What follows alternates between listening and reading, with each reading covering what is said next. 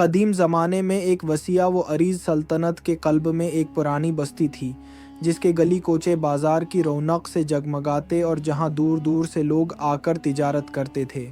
اس بستی کے پرانے حصے میں ایک قدیم بازار تھا جو نہ صرف اپنے قیمتی کپڑوں اور رنگ برنگے مصالحوں کے لیے مشہور تھا بلکہ سونے چاندی کے زیورات بنانے والے سوناروں کی مہارت کی وجہ سے بھی شہر بھر میں اپنی مثال آپ تھا۔ انہی سوناروں میں سے ایک سونار کا نام عبد الرحمن تھا۔ عبد الرحمن ایک ایسا شخص تھا جس کے ہاتھوں کی کاریگری کو لوگ معجزہ کہتے تھے۔ اس کی بنائی ہوئی چوڑیاں، ہار اور انگوٹھیاں نہ صرف خوبصورت تھیں بلکہ ان میں ایسی نزاکت اور جمال جھلکتا تھا جو دلوں کو موہ لیتا تھا۔ مگر عبد الرحمن کی اصل پہچان اس کے ہنر سے بڑھ کر اس کے ایمان اور تقوی کی تھی۔ اس کی دکان پر آنے والا ہر گاہک جانتا تھا کہ یہاں نہ تول میں کمی ہوگی نہ دھات میں ملاوٹ، کیونکہ عبد الرحمن ہر کام کو اللہ کی رضا کے لیے کرتا اور اپنے پیارے نبی کریم کے اس فرمان کو یاد رکھتا کہ جو شخص دھوکہ دے وہ ہم میں سے نہیں۔ یہی صفت تھی جو عبد الرحمن کو عام سوناروں سے ممتاز کرتی تھی۔ اس کی سادگی اور دیانت نے اسے لوگوں کے دلوں میں وہ مقام دیا تھا کہ بڑے بڑے امیر تاجر بھی اس پر اندھا اعتماد کرتے تھے۔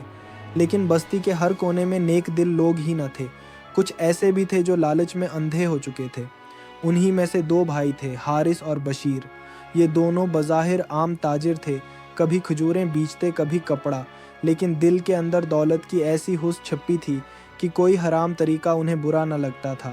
بچپن ہی سے انہوں نے محنت سے زیادہ چالاکی کو کمال سمجھا تھا۔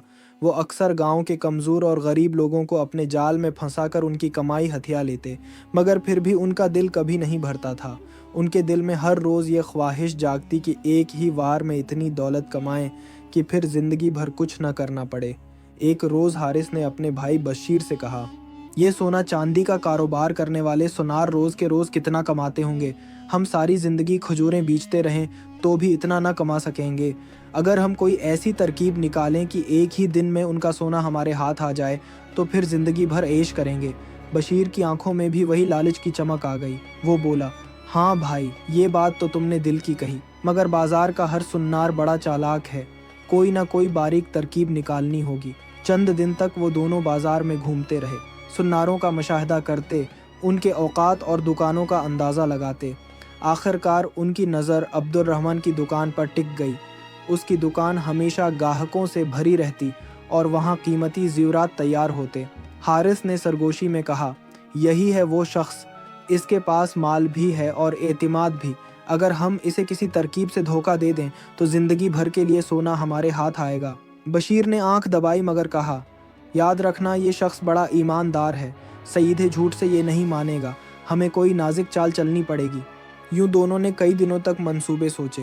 کبھی خیال آیا کہ نقلی سونا لا کر اصلی کے بدلے بدل دیں، کبھی سوچا کہ قیمتی زیور دکھانے کے بہانے لے جائیں، مگر ہر بار انہیں لگتا کہ عبد الرحمن کی تیز نظر فوراً پہچان لے گی۔ دوسری طرف عبد الرحمن اپنے کام میں مشغول رہتا، فجر کے بعد دکان کھولتا، بسم اللہ کہہ کر کام شروع کرتا اور ہر گاہک کو سلام کرتا۔ وہ اکثر اپنے شاگردوں کو نصیحت کرتا، بیٹو، سچائی سب سے بڑا سرمایہ ہے، دھوکہ دینے والا کبھی کامیاب نہیں ہوتا۔ اس کے چہرے کی روشنی اور گفتگو کا انداز سننے والوں کو بھی نیک اعمال کی ترغیب دیتا۔ لوگ کہتے، عبد الرحمن کی دکان پر برکت ہے۔ چند دن سوچ بچار کے بعد آخرکار حارث نے اپنے بھائی بشیر سے کہا، ہمیں یہ کام سیدھے طریقے سے نہیں ہوگا۔ عبد الرحمن کو دھوکہ دینے کے لیے ہمیں ایک چالاک کہانی گھڑنی ہوگی، ایسا جال بنے بغیر وہ کبھی نہیں پھنسے گا۔ بشیر نے پوچھا، کیا سوچا ہے تم نے؟ حارث بولا، ہم اس کے پاس ایک نقلی زیور لے کر جائیں گے، نقلی زیور کو ایسا بنوائیں گے کہ اصلی لگے، پھر کہیں گے کہ یہ سونا ہمارے آباء و اجداد سے ملا ہے اور ہمیں نقدی چاہیے۔ اگر وہ زیور خرید لے تو ہمارا مقصد پورا۔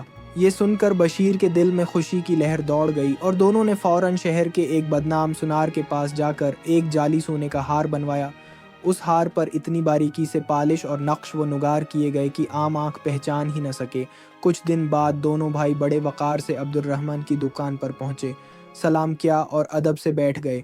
حارث نے نرم لہجے میں کہا، اے استاد، یہ ہار ہمارے بزرگوں کی نشانی ہے، زمانہ قدیم سے ہمارے گھر میں محفوظ تھا، اب وقت کا تقاضا ہے کہ ہمیں نقدی کی ضرورت ہے، اس لیے یہ ہار بیچنا چاہتے ہیں۔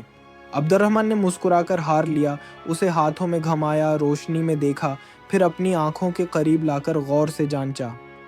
उसकी निगाह तेज थी और दिल साफ।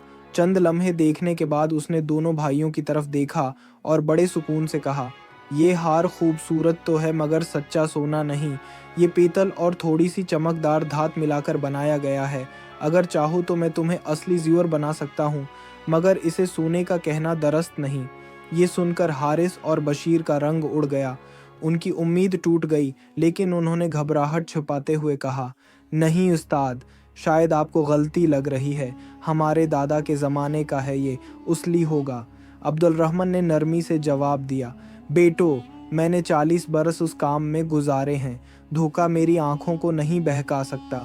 सोना अल्लाह की एक पहचान है और नकली चीज़ कभी असली का रूप नहीं ले सकती। ये बात सुनकर बाजार के और लोग भी करीब आ गए। सब ने अब्दुल रहमान की बात पर यकीन किया, क्योंकि उसकी दियानत का शहरा हर तरफ था। हारिस और बशीर शर्मिंदा होकर वहाँ से उठे और आपस में बुड़बुड़ाते हुए निकल गए।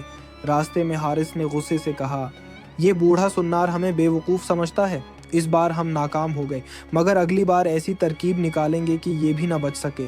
बशीर ने दानत पैस कर कहा, हाँ भाई, अब हमें और भी बड़ी चाल चलनी होगी। ऐसा जाल बुनेंगे कि ये शख्स चाहकर भी बच ना सके।